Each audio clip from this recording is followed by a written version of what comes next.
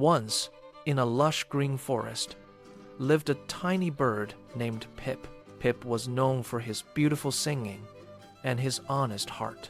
One sunny morning, while flying, he saw a sparkling necklace on the ground. It was truly magnificent, catching the sunlight in dazzling flashes. Pip knew it belonged to someone, so he carefully picked it up. He flew to the tallest tree, hoping to spot its owner. Soon, a sad little girl named Lily walked by, searching for something. Lily cried, "Oh, my beautiful necklace! I've lost it!"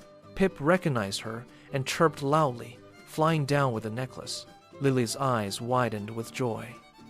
"You found it!" she exclaimed happily.